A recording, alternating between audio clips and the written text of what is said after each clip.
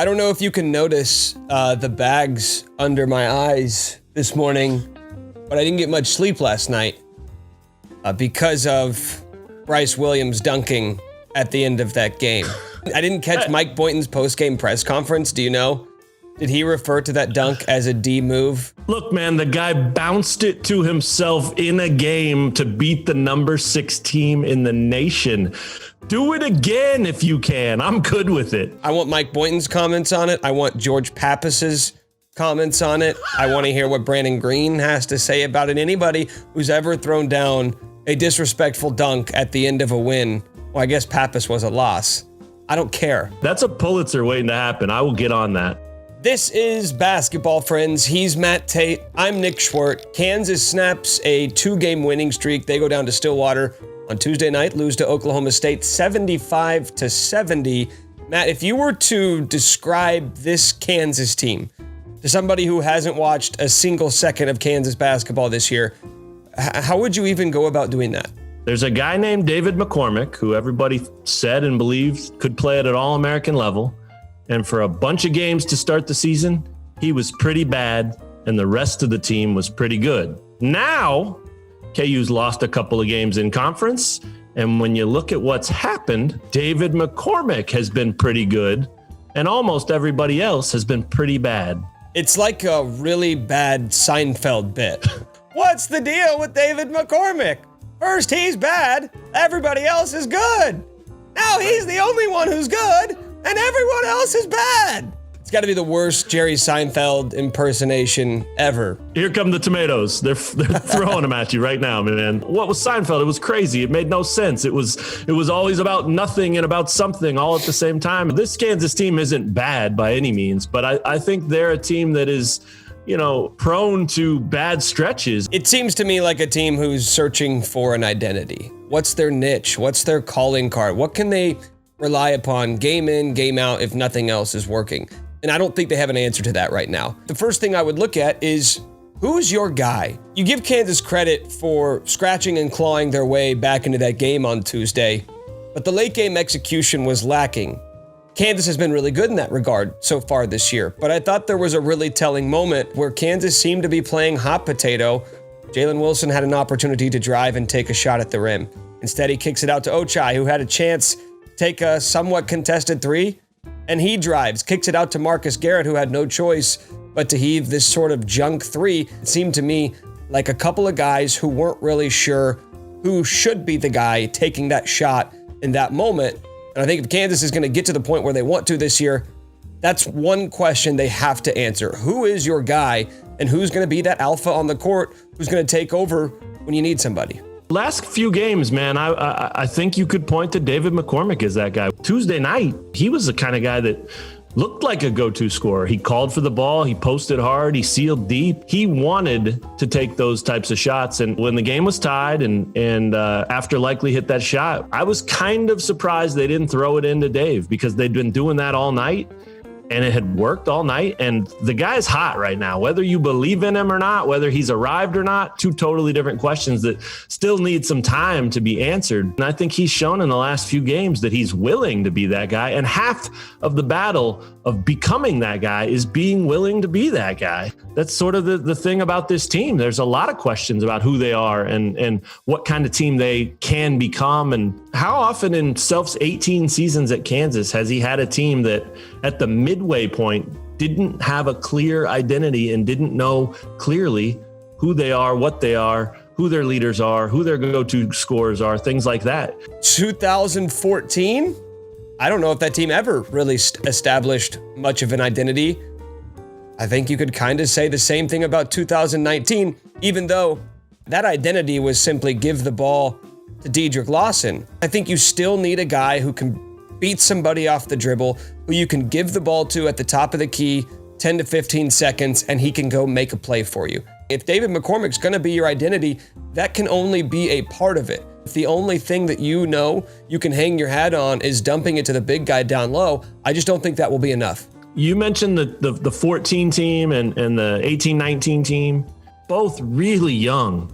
This team's not. And Self even said it after the game, after the loss to Oklahoma State. He said he was disappointed in the final minute execution by a fairly experienced team. When you look at Garrett, you look at Ochai, you look at McCormack, those guys have played enough to where they should be pulling this group along. They should be the guys that are establishing and setting the identity. And it's not too late to do it, but it's time to do it. We are predispositioned to assume the number one goal for this team is to win the Big 12. Maybe we shouldn't be doing that anymore because the streak is over, and I'm just not sure it means as much to anybody.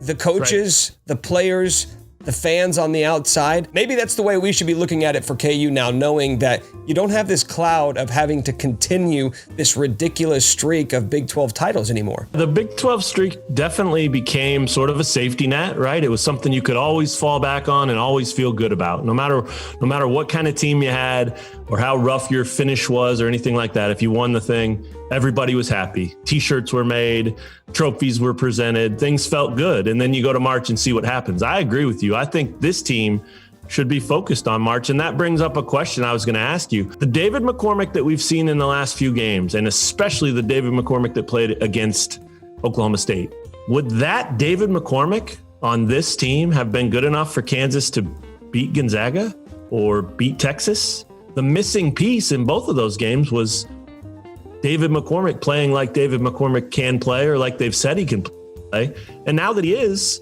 that fits perfectly with what you're saying. It doesn't matter if they all put it together in the next 3-4 weeks to stay in the race. But what they can do is they can spend the next 2 months putting it together. On the surface, it sounds like just a weird hypothetical to figure out if they could have beaten this team. But I mean, that's what we're really getting at here. Gonzaga is the best team in the country, or one of the best teams in the country, along with Baylor, along with Michigan. And the question that we're asking is, do we think there's a future where Kansas could get to that level?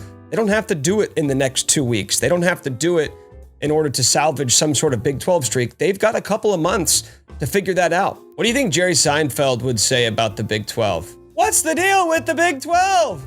There's not even 12 teams. And it's not that big.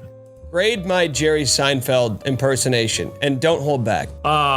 Solid B. I mean, I've heard better, but you could walk into any room, maybe in America, maybe not any room, but you could walk into a lot of rooms in America and just rip that off and people would know what you're doing. So that's B. I'm just doing Kramer. That's all I can do.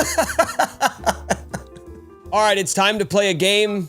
Name that player. It's a very simple game. I'm going to give you a quote from Bill Self in which he is talking about either a current or a former Kansas basketball player. Matt, as the contestant, it's your job to identify which player Bill Self is talking about. All right, here is your quote. He's probably as complete a guard as we've ever had.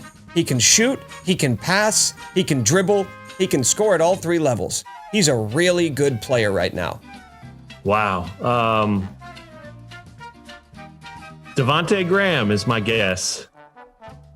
That is incorrect. That quote applies to one Quentin Grimes. That's what I was going to say. I thought most of Self-talking Grimes up was preseason that we've ever had coming in, that we've ever had entering college, the most ready guard that we've had. And so Grimes was the first one that came to mind. But then when he threw those two words, right now, it really threw me off. And so I was like, well, let's just go with the best guard they've had in a long time. And that was Devontae Graham. So poor effort by me, but I stand by my answer. And I'm not surprised I was wrong.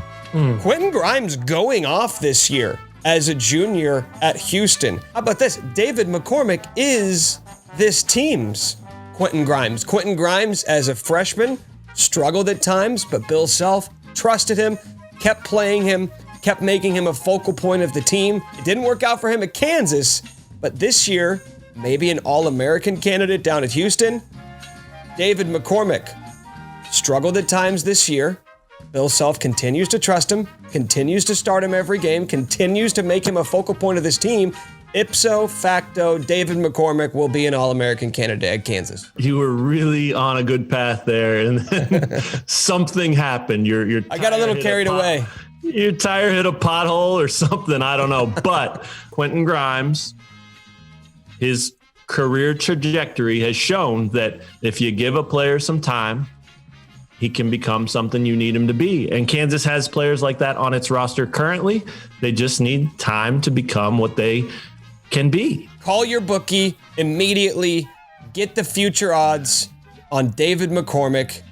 Don't do it. National Player of the Year.